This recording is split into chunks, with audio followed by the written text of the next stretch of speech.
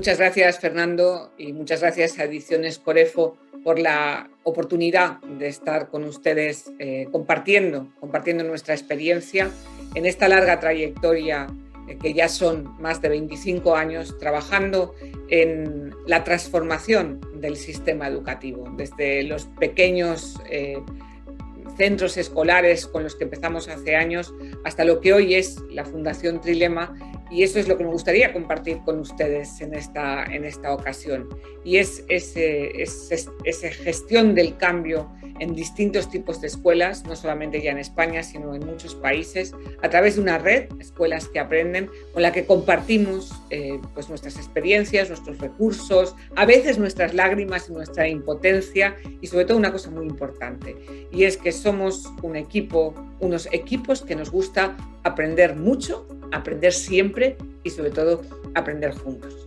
Hoy la Fundación, además de las escuelas, tiene un equipo importante de formación que hace casi 10.000 horas de formación de distintas maneras, con distintos formatos cada año, y tenemos también un equipo grande que produce muchos recursos digitales, libros de texto, materiales, cuentos, y también tenemos un programa muy ambicioso de educación para la salud con escuelas de formación profesional y la colaboración en hospitales, en más de 50 hospitales también en diferentes países. Esto es hoy el grupo Trilema, y pueden ustedes entrar después en la web y descargar muchos de los recursos que voy a nombrar, libros, materiales que seguro que pueden disfrutar con sus alumnos. Y desde esta experiencia vamos a abordar este desafío: cómo transformar el sistema educativo. Porque al final, si uno mira hacia adentro y mira hacia adentro de nuestras aulas, de nuestras clases, nuestros salones de clase, ¿no? Es difícil ver hasta qué medida o en qué medida han cambiado esas aulas, en qué medida realmente hemos transformado los modelos de aprendizaje. Me he hecho esta pregunta: ¿cuántos tiempos son 30 años en educación? A partir de una experiencia que he tenido en estos 2 últimos años tan complicados con la pandemia, en el que participé como asesora con el Gobierno de España en la elaboración de este informe, que ustedes pueden consultar en la web España 2050, ¿no? Se nos criticó mucho de por qué estábamos hablando de cómo sería la educación española dentro de 30 años, en vez de arreglar todos los problemas que tenemos ahora de forma inmediata, ¿no? A mí me gusta decir que si uno no pinta un horizonte ambicioso, si uno no genera una visión a medio y a largo plazo que realmente sea provocadora, es muy difícil que inicie un proceso de cambio ambicioso como el que nuestras escuelas hoy necesitan. Y estos son algunos de los objetivos que nos planteábamos en este informe: terminar con el fracaso escolar, terminar con la tasa de repetición, ¿no? Terminar con el abandono, aquellos chavales, alumnos y alumnas que dejan el sistema sin terminar, ¿no? Tener un sistema realmente potente de formación del profesorado, mejorar nuestra FP, aumentar la inversión del Producto Nacional Bruto en educación, y así podríamos ir, ¿no?, dibujando esos horizontes ambiciosos. Así que mi primera clave para esta tarde, noche, mañana, en cada país uno sabe, ¿no? Acá es ya de noche. Mi primera clave es que necesitamos generar una visión ilusionante, ambiciosa, que realmente nos mueva y nos conmueva para empeñarnos en esa trayectoria de cambio. Y por eso a los gestores, los líderes, los equipos directivos, los jefes de departamento, los coordinadores, ¿no?, todos aquellos miembros que tenemos alguna responsabilidad dentro de una escuela o dentro de una red de escuelas, al final la siguiente pregunta es: bien, ¿y cómo sabemos que una escuela es buena, ¿no? ¿Cómo sabemos que una escuela funciona bien y que realmente alcanza el éxito que deseamos? ¿Es suficiente que tengan buenos resultados académicos? ¿Es suficiente que en los exámenes tengan buenos resultados? ¿Es eso lo que nos preocupa cuando iniciamos un proceso de cambio en una escuela? Y no es suficiente. Segunda clave: necesitamos redefinir el concepto de éxito educativo. El éxito académico es un factor importante y no lo vamos a despreciar, pero aquí estamos hablando del éxito vital, de cómo garantizamos que las escuelas ayudan a nuestros alumnos y a nuestras alumnas a abordar la vida y a generar un proyecto propio de vida que les haga felices, que además les permita alcanzar una vida realmente plena. Eso es, a mi juicio, una buena escuela. Aquella escuela que da muchas oportunidades para que cada niño y cada niña celebren los éxitos merecidos y construyan esas expectativas de futuro ambiciosas en el sentido más ético, ¿no? más profundo de la palabra, que les permita también abordar la vida personal. Y muchas veces, damos un paso más, esto está reñido con lo que nos piden los sistemas educativos. Es decir, aquí tienen ustedes en la pantalla alguna de las listas que tienen los inspectores acá en España, y es lo que necesitan medir cuando llegan a un centro. Imagino que en sus centros, en sus localidades, ¿no? En sus grupos de escuelas, tendrán algún tipo de inspecciones de las administraciones, a veces más acertadas, a veces menos acertadas, ¿no?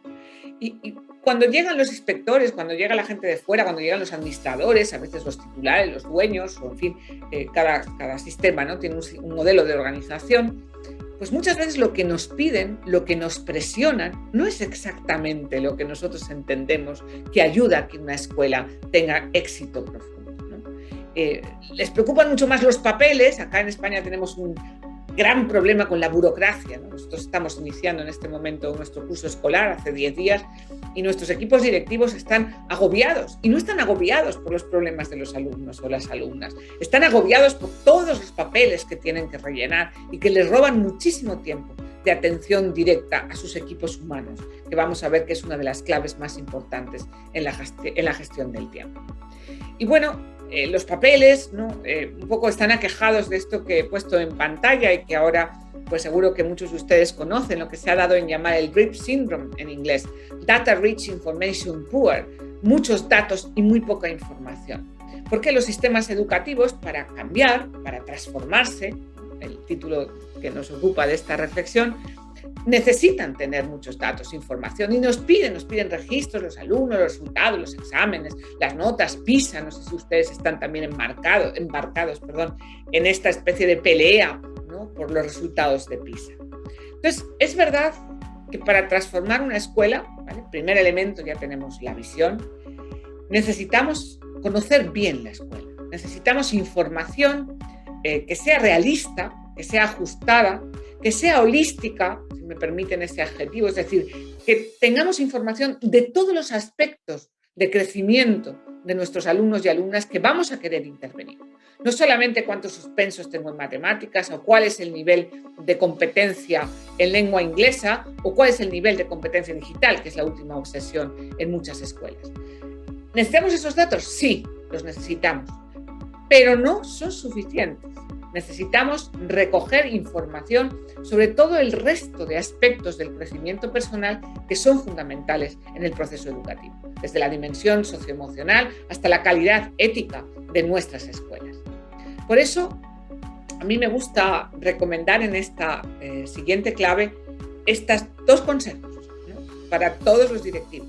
Hazte preguntas constantemente sobre las decisiones que tomas, si son oportunas, si no son oportunas, sobre la calidad del aprendizaje de tus alumnos, sobre el disfrute, sobre el clima escolar, sobre la disciplina positiva, sobre la organización, sobre el bienestar de tus profesores, sobre sus expectativas, sobre su calidad docente, sobre sus expectativas de formación permanente, etcétera, etcétera.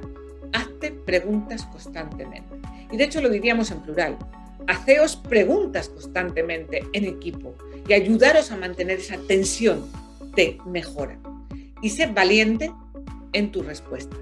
A mí me gusta recordar a los equipos directivos, a los líderes educativos, que si no nos consideramos una parte importante del problema, nunca seremos una parte importante de la solución. Y somos nosotros, los equipos directivos y sobre todo los claustros de profesores, una parte importante del problema, de la calidad educativa. Por eso tenemos que hacernos responsables también de ese cambio, asumiendo que tenemos que ser valientes en la forma en que analizamos nuestro propio desempeño profesional. Damos un paso más, ¿no? En este RIP Syndrome del que hablaba. Participamos en un estudio antes de la pandemia, poco tiempo antes de la pandemia, con PricewaterhouseCoopers, Ashoka Internacional, la Fundación Toptec, alguna universidad, en cómo generábamos, ¿no? Una visión, una imagen, un modelo de indicadores de éxito educativo, de lo que significa ser una buena escuela, pero buena, subrayado 2 veces, ¿no? Buena en profundidad. Y después de trabajar y recorrer hasta 11 organizaciones educativas de éxito, hemos participado en otros trabajos con distintas organizaciones, porque a mí me obsesiona mucho el generar un modelo de indicadores que nos marque el horizonte. Si la visión tiene que ser ambiciosa, los indicadores son los milestones, como dicen los ingleses, ¿no? Los puntos intermedios que hay que ir alcanzando, las metas intermedias que nos tenemos que ir poniendo en ese proceso. Y ahí tienen en pantalla, no los voy a recorrer todos, algunos de los que llegamos a la conclusión que eran fundamentales, que eran comunes en todos aquellos sistemas, microsistemas o macrosistemas educativos de éxito que realmente admirábamos y que queríamos importar para todas nuestras instituciones educativas. Desde luego, un foco importante en el desarrollo personal y social, un modelo curricular de desarrollo por competencias, un modelo importante de metodologías activas y de aprendizaje activo, un modelo inclusivo que atendiera a toda la diversidad y, por supuesto, todo el tema del éxito profesional, la orientación vocacional y el desarrollo en cada uno de los alumnos desde edades muy tempranas de la autonomía y la responsabilidad. Bien, en este marco de definición de cómo es un modelo de éxito escolar, de lo que es una buena escuela, yo ya lo publiqué junto con José Antonio Marina en el libro blanco de la profesión docente, una reflexión que hicimos hace pocos años para el gobierno español, y ya hacíamos un dibujo de qué era una escuela de excelencia. Una vez tengo una visión y tengo un modelo de indicadores, es decir, unos puntos donde voy a focalizar mi intervención, estos son mis 8 pasos, un poco desde la experiencia práctica, para diseñar lo que a mí me gusta llamar una estructura inteligente de mejora. ¿Qué tengo que hacer? Si yo soy un directivo, que he estado en uno de estos viajes, ¿no?, de turismo pedagógico que a mí me gusta llamar, ¿no? Me he ido a Finlandia y he visto allí las escuelas de éxito, he estado viajando por estas escuelas premiadas a nivel internacional, ¿no? Y yo quiero que la mía cambie, ¿no? ¿Por dónde empiezo? Bueno, pues esta sería mi tercera clave, ¿vale? Este es mi punto de partida. ¿Cómo genero una estructura organizativa inteligente de mejora? Y mire, voy a hacer un paréntesis. Es verdad que si tenemos muchos recursos, pues las cosas pueden resultar más fáciles.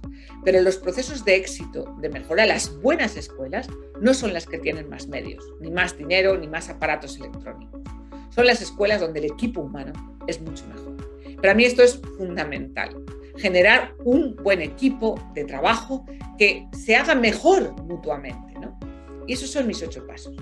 En principio, clarifica las expectativas que se tienen dentro de la organización, dentro de la escuela. ¿Qué esperan los maestros y las maestras? ¿Qué esperan los alumnos y las alumnas? ¿Qué esperan sus familias, ¿no? ¿Qué expectativas tienen de la educación? ¿Qué desean, ¿no? ¿Qué es lo que quieren alcanzar? ¿Un aprobado? ¿Un nivel académico? ¿Algo más ambicioso? ¿Sobrevivir? O sea, hay muchas realidades distintas. Busca evidencias de los cambios que quieres implantar. Es fácil, y yo he visto cientos, miles diría ya, de procesos de innovación que se han muerto antes de empezar, ¿no? Porque han hecho mucho experimento pedagógico, ¿no? Hay mucha moda, y más ahora con las redes sociales, ¿no? Yo siempre hablo de la innovación del Twitter, ¿no?, del Facebook o de la red que corresponde, ahora es el TikTok, creo, ¿no? Y hay mucho de foto, mucho de marketing, mucho de fachada, mucho de barniz, de progresismo en los procesos de innovación. Miren, un buen proceso de mejora, un buen proceso de transformación se basa en evidencias de logro. Es decir, cuando yo implemento una medida, cuando yo cambio algo, nosotros acabamos de empezar con todas nuestras escuelas un proceso de cambio en matemáticas, en lengua, en los aprendizajes instrumentales, hemos hecho una apuesta muy fuerte por la personalización. Hemos estado 3 años pilotando, buscando evidencias, sobre todo en los alumnos que tienen más dificultades, hasta dónde determinadas estrategias o recursos les estaban ayudando a ser mejores, ¿no? Busca evidencias y analiza los resultados que tienen sus decisiones o tus decisiones sobre el alumnado, sobre el aprendizaje de los alumnados. Y toma decisiones. Para mí, el liderazgo, una de las claves más importantes del liderazgo, es tomar buenas decisiones y muchas decisiones. Y cuando uno ve que algunas cosas no funcionan, tomar decisiones rápidas. No se pueden estudiar los problemas tantos meses que cuando vayamos a intervenir para ayudar a un niño, el problema se haya hecho tan grande que no tenga solución. Yo siempre digo que hay que tener un cierto sentido de emergencia, ¿no? Como los bomberos, ¿no? De estar siempre en tensión y de ver que el niño que hoy tiene un problema y está delante de ti, mañana no estará. No puedes esperar, no puede esperar a que le ayudes, a que el sistema educativo, a que la escuela le ayude. Y por lo tanto ese sentimiento de rapidez en la toma de decisiones. Coge los datos, analiza el problema y decide, implanta. Síguelo, acompáñalo, asigna responsabilidades, reparte las responsabilidades y pide responsabilidades a aquellos que tienen determinadas tareas. Y el número 6 es importantísimo. Cambien ustedes las narrativas. Yo veo muchos claustros, muchas salas de profesores donde la gente siempre se está quejando, siempre está llorando, lo mal que están los alumnos, lo mal que están las familias, lo mal que está el país, lo mal que están los inspectores, lo mal que estoy yo. Miren ustedes, yo siempre digo que de casa uno viene al colegio, ya llora en su casa y ya viene llorado y listo para abordar cada día de una forma nueva. Y eso significa crear narración positiva, hablar bien de nuestros alumnos. Hagan ustedes que sus profesores, que sus claustros hablen bien de los alumnos y sancionen a aquellos profesores que hablan mal de los alumnos, que siempre se están quejando a los alumnos o que culpabilizan a los alumnos de sus fracasos. Y creen ocasiones para que los profesores presuman. Cuando un profe hace algo bueno en aula, cuando ha tenido esas clases extraordinarias, que toca el timbre, la campana, o no sé ya cómo cambian ustedes de clase, ¿no? Y de repente los alumnos dicen, uy, ya se ha acabado, profe. Y ese día no comes de orgullo. Y sales de tu clase. ¿Y qué quieres hacer? Contarlo que has tenido una clase increíble con ese alumno de tercero de secundaria, con esa clase que no hay quien los aguante, que no hay quien entre allá y hoy han estado vibrando. Y han estado, emocionados con una novela, con un cuadro clásico, con un problema difícil de matemáticas, ¿no? Presuman ustedes de los éxitos de sus alumnos y generen complicidades, porque la escuela hoy sola no puede, no podemos hacerlo solos, ¿no? Y necesitamos complicidades con las familias especialmente, pero también muchas alianzas locales, con las comunidades locales, las ONGs, los grupos, los voluntarios, los ancianos. Es decir, hay como mucha gente hoy alrededor del ecosistema que es la escuela. Y acrediten ustedes el proceso, acrediten el progreso, guarden evidencias de cómo va cambiando su escuela. Hoy es fácil, con las fotografías, etcétera, ¿no? Ahora veremos cómo utilizar una herramienta que para mí es fundamental, que es el portfolio profesional. Bien, esto hace, y damos un paso más, si ustedes me preguntaran de todo lo que hace falta para generar un proceso de cambio educativo, ¿qué es lo más importante? Son los buenos profesores. Los buenos profesores y profesoras, los buenos maestros y maestras son la clave del éxito educativo. Nosotros produjimos, pueden ustedes verlo en nuestra web, una película hace ya varios años que se llama así, Profes, la buena educación, ¿no? Y empieza así la película, en busca de buenos profes por el mundo. Y nos fuimos a la punta de África, en Guinea Ecuatorial, en la frontera con la zona de la selva, ¿no? Donde no hay prácticamente recursos, verán ustedes las imágenes, ¿no? Y luego nos fuimos a la Universidad de Cambridge, en Gran Bretaña, donde se han invertido 3.500 millones de libras en construir una escuela de primaria, ¿no? Yo me preguntaba en la película, ¿qué tienen en común? ¿Qué hace, ¿no? Que en la punta de la selva y en Cambridge, en la universidad, con todos los medios posibles, ¿qué hace que una escuela sea buena? Y son sus maestros y sus maestras. Así que inviertan en su gente. Inviertan en ustedes mismos, en crecer profesionalmente, en aprender constantemente, en estudiar, en investigar y en llevar al aula, llevar a los niños, a los rostros de los niños concretos, todo lo que ustedes aprenden fuera. Bien, nosotros hicimos un gran trabajo cuando empezamos nuestro proceso, investigando estándares docentes, modelos de desarrollo profesional, qué tenían en común, ¿no? Algunos los tienen ustedes en pantalla, ¿no? ¿Qué tenían en común todos estos retratos de lo que significaba ser un buen profesor? Hasta que llegamos a crear lo que hoy hemos sacado, que es el portfolio profesional docente, es una herramienta digital, ahí tienen ustedes la web, está abierta, es gratuita, donde hemos hecho un mapa con 10 grandes competencias docentes y un modelo con 120 indicadores que nos pueden ayudar a sistematizar el acompañamiento de nuestros profesores. Para transformar una organización docente, una de las primeras, si no la primera competencia que tiene que tener un líder educativo, un director, un jefe de departamento, un coordinador, cualquier persona con responsabilidad, es aprender a transformar para la mejora, transformar constantemente a sus profesores para ser cada vez mejores. Y eso requiere un modelo de acompañamiento y de sistematización que hoy nos lo da todo este modelo de estándares. Ahí tienen la infografía inicial con la que empezamos a trabajar hace ya más de 15 años, ¿no? Esos 10 grandes estándares, y después pues, generamos un modelo de estandarización de lo que es una buena clase. ¿Cómo describimos una buena clase los lunes de 9 a 10 de la mañana? ¿Qué tiene que pasar en esos 60 minutos para que esa clase sea excepcional y genere memoria de aprendizaje en nuestros alumnos? Tenemos que crear un buen clima, tenemos que tener y crear recursos dentro de nuestras posibilidades que sean motivadores, tenemos que personalizar y atender a cada uno de ellos según su diversidad, ¿no? Tenemos que colaborar y buscar otras formas de evaluar y acompañar el aprendizaje, tenemos que seleccionar recursos que desafíen su imaginación, que sean valiosos, ¿no? Como ese último estándar de la buena clase, ¿no? Tenemos hasta 36 indicadores. ¿Por qué? Porque al final necesitas describir lo que esperas de tus profes, ¿no? Y en el portfolio lo que les pedimos es que vayan recogiendo evidencias de que avanzan. Los portfolios, tanto para los niños, que para nosotros son importantísimos, como para nuestros docentes, que también son muy importantes, lo que nos permiten es ir pidiendo que cada 2-3 semanas paremos y digamos, a ver, en este mes, ¿qué hemos logrado? ¿Qué cosas han pasado en mis clases que son excepcionales? ¿Qué libro leí que me dio una idea, que puse en práctica en mi clase? Vamos a ver qué pasó, ¿no? Vamos a reflexionar constantemente sobre cómo avanzo para ser cada vez mejor profesional, ¿no? Esta es alguna de las fotos, de las capturas de pantalla de la herramienta que les dejé abierta para que ustedes puedan ver y puedan incluso copiar si ustedes desean, ¿no? ¿Cómo son los estándares? Es decir, ¿qué tipo de preguntas me voy haciendo? ¿Cómo me voy autoevaluando? ¿Qué metas me propongo? ¿Qué es lo que voy a aprender?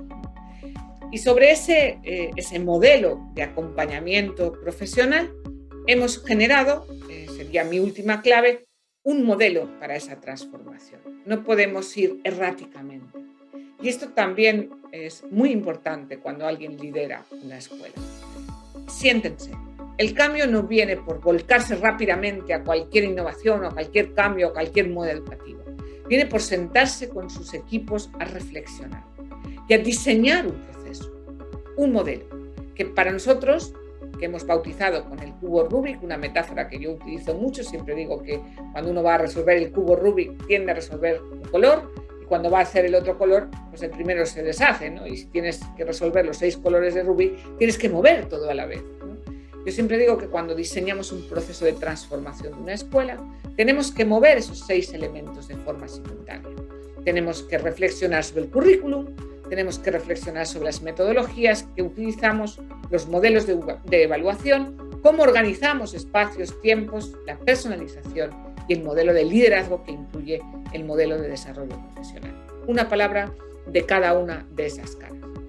El currículum. ¿Qué queremos que nuestros alumnos aprendan? ¿Qué creemos que es valioso que nuestros alumnos conozcan en profundidad? ¿Hasta dónde es relevante?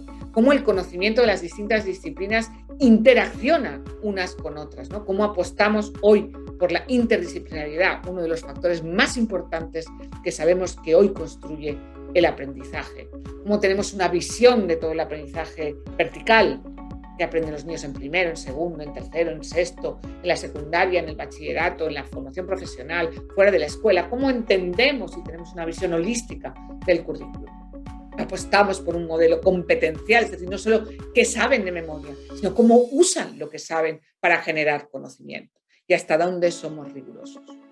¿Por qué metodologías activas apostamos? Nosotros tenemos lo que llamamos el pack básico, es decir, una apuesta fuerte por el aprendizaje por proyectos, las estrategias de pensamiento, destrezas, mapas mentales. Trabajamos mucho con metodologías que activan el pensamiento profundo y sobre todo la metacognición. El aprendizaje cooperativo en equipos, pero siempre combinado con el reflexivo y el aprendizaje individual que permita interiorizar el conocimiento, ¿no?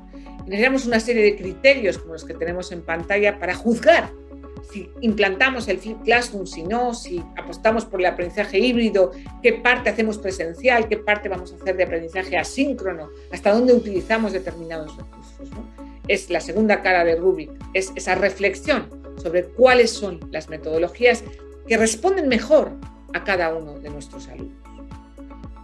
Modelos de evaluación, miren ustedes, es uno de los problemas más graves de paralización de los procesos de transformación en las escuelas. Si nosotros hacemos una apuesta por un currículum creativo, si realmente implicamos a que el profesorado prepare los proyectos, implique a los alumnos en procesos creativos, y luego al final les ponemos el típico controlito con 5 preguntas, a 2,5 puntos por pregunta, un 1,8 porque le has bajado una décima, y lo único que hacemos es medir el logro puntualmente en un control, todo el proceso se diluye, fracasa. Necesitamos un cambio importante en la mentalidad, en la mirada, en la cultura de evaluación de nuestros centros. Y esto es un tema que hay que abordar con mucho tiempo y con mucha tranquilidad. ¿Cuáles son las herramientas hoy adecuadas para acompañar la evaluación de la mejora? ¿Cuál es la finalidad de la evaluación? ¿Cómo manejamos las pruebas externas? ¿Cómo contrastamos los niveles con las pruebas, por ejemplo, internacionales? ¿Y qué hacemos con los datos? ¿Qué hacemos con un examen de un niño que viene con un 3? ¿Qué haces con el examen? ¿No? Ahí tienen ustedes varios de los criterios. ¿Qué hacemos con las evidencias? ¿Y cómo intervenimos? ¿Cómo modificamos nuestra intervención docente en función de los resultados que las evaluaciones continuas nos aportan? Hoy hay todo un desafío. Nosotros trabajamos mucho en formación sobre evaluación porque es una de las cosas más importantes, miren, si me apuran ustedes, incluso más importante que la transformación de las metodologías docentes. Esto nos lleva a la cuarta cara, al cuarto desafío del modelo Rubik, ¿no? Que es la personalización. ¿Cómo hacemos un traje a medida para cada uno de los alumnos? Cada uno en sus diferencias, en sus estilos, sus maneras, sus velocidades de aprender, sus dificultades de aprender, ¿no? Hoy es un gran desafío.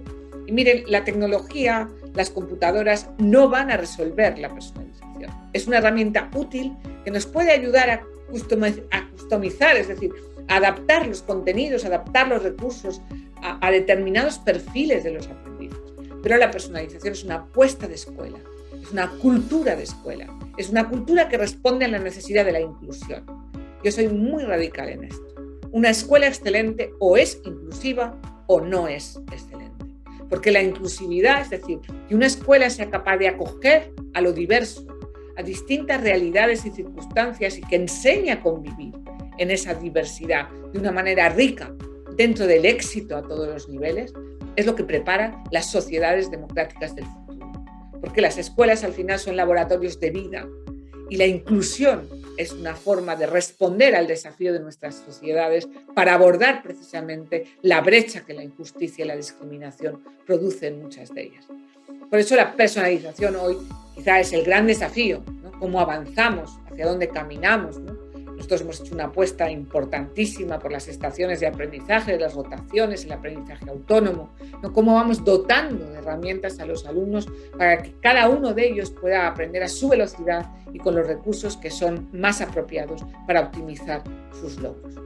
Bien, la personalización tiene una parte importante de trabajo curricular, pero tiene también una parte importante que descansa en el acompañamiento personal, en la acción tutorial, la tutoría, el tutor, la figura. Nosotros tenemos una apuesta importante por las tutorías verticales. Cada niño tiene 2 tutores, un tutor horizontal y un tutor vertical. El tutor vertical está con ellos durante varios años, ¿no? Con niños de distintas edades, con un perfil de proyectos y de trabajo que no es tan academicista como puede ser el tutor horizontal, que está más preocupado de los logros, ¿no? De los logros académicos de los niños, de las relaciones con las familias, pues un poco cuando hay dificultades, etc., ¿no? El tutor vertical ejerce otro tipo de acompañamiento.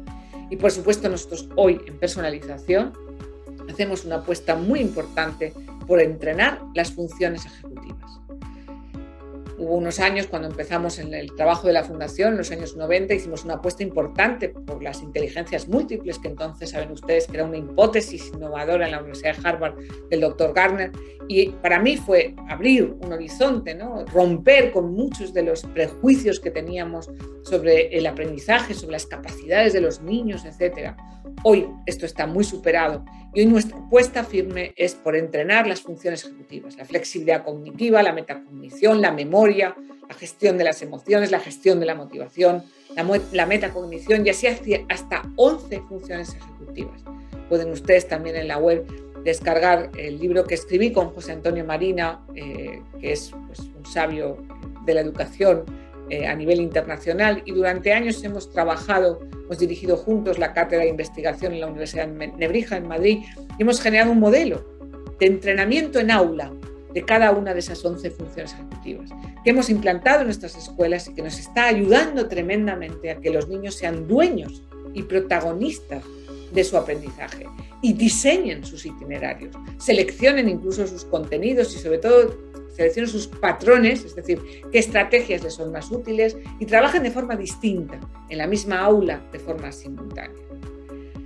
Bien, esto nos ha llevado estas 4 primeras caras a lo que llamamos nuestro modelo didáctico que tienen ustedes en pantalla, ¿no? Con esos 4 grandes ejes: cómo entrenamos las funciones ejecutivas, cómo enriquecemos los contextos de aprendizaje con una apuesta muy fuerte a la pedagogía experiencial, a nutrir de experiencias muy ricas y sobre todo muy sugerentes para motivar y para desencadenar aprendizajes valiosos. Entrenar las competencias básicas, una parte muy comportamental. Hemos desarrollado todo un modelo de entrenamiento en hábitos de todo tipo, desde los hábitos de higiene o de seguridad de los más pequeños, los hábitos de prevención ahora en el tiempo de COVID, pero también los hábitos mentales, ¿no? Los hábitos de la mente, los hábitos del cuidado, los hábitos de nutrición, etc., ¿no? Cómo entrenamos hábitos, cómo entrenamos competencias y luego cómo comprendemos en profundidad qué hacemos para que el currículum, que es un poco el retrato de lo que una sociedad entiende, que es su cultura, su historia, sus raíces, ¿no? Que les prepara para abordar la ciencia y para abordar el futuro, cómo logramos un currículum que sea valioso, ¿no? Que siga un poco esos criterios de los que hablaba. Para poder completar este modelo, la 5ª cara de Rubik tiene que ver con cómo cambiamos nuestras escuelas, cómo organizamos nuestras escuelas con un criterio básico que es de forma flexible. Si tengo que organizar una escuela en plena selva, donde no tengo electricidad, pues evidentemente que Rubik va a tener un tono distinto de cuando organizo una escuela en el centro de Madrid, donde tengo otro tipo de condicionantes, pero también tengo otro tipo de facilidades. Al final, es muy importante que los líderes educativos sepan optimizar las posibilidades, ser flexibles, dejar autonomía a sus buenos profesores, poca autonomía a los malos, mucha autonomía a los buenos, y luego gestionen los espacios, los tiempos, las redes de trabajo, los recursos, los horarios, en fin, un poco todo lo que es el día a día de una escuela. Y para esto, como he insistido desde el principio de la intervención, es fundamental la 6ª cara. Y esto es cómo formamos, cuidamos y acompañamos a los líderes educativos. Y cómo los líderes educativos acompañan a los profesores. Y cómo los profesores, que son verdaderos líderes dentro de sus aulas, aprenden a liderar la transformación personal también de sus alumnos. Y eso supone aprender a dirigir bien, que el equipo directivo también se marque sus estándares. Tenemos también un modelo de estándares directivos que trabajamos con los equipos, que nos exigimos como directivos, cómo nos formamos, cómo nos preparamos, cómo abordamos también las dificultades, ¿no? Cómo preparamos a nuestros maestros y maestras en las aulas constantemente, cómo les enseñamos a dar clase básica y cómo esto se va transformando, ¿no? Y se va enriqueciendo a medida que avanza la experiencia profesional. Cómo evaluamos el desempeño del docente, es decir, cómo sabemos si un docente lo hace bien o mal en el aula, cómo le ayudamos a hacerlo mejor, ¿no? Porque de eso se trata cuando uno lidera, ¿no? Y esto, como decía, dentro del liderazgo hemos situado el estándar que tiene que ver con cómo acreditamos ese crecimiento personal y profesional en los portfolios de aprendizaje. Esto nos lleva ya prácticamente a la última clave, y es que el proceso de cambio tiene distintas fases y distintas velocidades y momentos donde uno tiraría la toalla y muchas horas de trabajo y muchos ensayos y errores que a veces, pues a veces desaniman, ¿no? Y otras muchas pues hacen que valgan la pena. Nosotros hemos dividido ese proceso de cambio en 3 grandes momentos. El arranque de un proceso de cambio y transformación que trata mucho de la reflexión que hemos hecho en este rato juntos, y es un poco cómo hay que empezar, ¿no? Cuáles las cosas que hay que priorizar, cómo creo ese equipo, ¿no? Luego hay un tiempo un poco más largo, ¿no? La segunda fase del cambio es cómo expando esto, ¿no? Y cómo empiezo a convertir a los convertidos, que digo yo, ¿no? Es decir, cómo elegimos o seleccionamos profes potencialmente muy buenos, potencialmente líderes pedagógicos, ilusionados, ¿no? Entusiastas, que quieren mucho a sus alumnos y que por ellos son capaces de meter horas y y aprender cosas nuevas y ensayar y buscar soluciones a los problemas que a veces no podemos resolver. Y hay un tercer momento, que es cuando ya se consolida ese proceso de transformación y aparecen otros desafíos. ¿Qué pasa cuando una escuela ya ha hecho el cambio y es buena y se considera buena? ¿Cómo me sostengo en el cambio? ¿Qué tengo que hacer para mantenerme siempre, año tras año, sin cansancios y sin tirar la toalla, mantenerme arriba, pero seguir aprendiendo constantemente, ¿no? Esto es un modelo clásico de teoría del cambio adaptado a los procesos de transformación escolar, con sus momentos, ¿no? La fase crítica que ven ustedes abajo, ¿no? Los momentos donde a veces uno dice, ¿para qué me he metido yo en este lío si tampoco lo estábamos haciendo tan mal, ¿no? Y por eso, al final, termino esta última reflexión, ¿no? La accountability, es decir, cómo acredito que una escuela va cambiando, ¿no? Al final es esa imagen que a mí me gusta mucho. Ahí tienen imágenes de las herramientas de evaluación de nuestros más peques, de los niños que tenemos de 2, de 3 años, incluso de 0 a 1, ¿no? Donde empiezan a hacer un análisis sobre su propio desempeño y generamos una nueva cultura de evaluación. A mí me gusta usar mucho esta imagen, ¿no? Que cuando un profe tiene una clase de 20, 30, 40 alumnos delante, ¿no? Puede mirar la clase como si mirara un partido de fútbol, ¿no? Y puede verlo como si fuera el árbitro, que hacen bien, que hacen mal, a quién sancionan, a quién premian, a quién le saca la tarjeta roja y a quién no, o como el entrenador, que no pisa el campo, no sale del banquillo, mira el partido, pero sufre el partido. Y si un jugador falla el penalti, la semana siguiente lo tiene tirando a puerta toda la semana para que no vuelva a fallar, porque se siente responsable del éxito y del fracaso de sus alumnos. Y eso es lo que nos cambia la mentalidad. Sufrir, padecer el éxito y el fracaso de nuestros alumnos. Y esa implicación, ese plus que tienen algunos o muchos de nuestros profesores, posiblemente los que están ustedes escuchándome ahora en la pantalla, eso es lo que va cambiando y transformando nuestros centros. Y va priorizando la flexibilidad, la confianza frente a la rigidez. La autonomía de cada uno de los profesores, el fortalecimiento, el empoderamiento, como se llama ahora, frente a la homogeneización. La complicidad frente a tener que controlar y sancionar a aquellos que no lo hacen bien. El generar equipo en vez de estar obsesionados en si mando más, mando menos, y cómo son las jerarquías y cuál es el organigrama. El discernimiento, la capacidad que tienen los líderes educativos de pensar, de discernir, de ver lo que es apropiado en cada momento frente a la burocratización y el exceso de papeles. Al final, el acompañamiento, hay una expresión acá, le llamamos MACI, una adaptación curricular individualizada. Es lo que hacemos para los niños que tienen problemas graves de aprendizaje o patologías, ¿no? Que le hacemos casi que un currículum a su medida. Pues yo creo que a cada profesora hay que hacerle un traje a medida, ¿no? Y esa es un poco la sabiduría del director, de la directora, del coordinador, del líder, de aquella persona que se siente responsable de hacer que su equipo crezca. Y termino con una frase de José Antonio Marina, patrono de nuestra fundación, que repite muchas veces, ¿no? Él dice, en una partida de póker no siempre gana el que tiene las mejores cartas, gana el que juega mejor. Y me gusta repetir esta anécdota, esta frase de José Antonio, porque yo siempre digo que un niño no elige su infancia, no elige la familia en la que nace, que puede ser mejor o peor, no elige sus condiciones socioeconómicas, que pueden ser durísimas o muy fáciles, no elige la raza ni la religión, no elige el lugar donde nace, no elige las cartas. Pero la escuela, una buena escuela, sus escuelas, pueden hacer que elijan un futuro mejor. Gracias.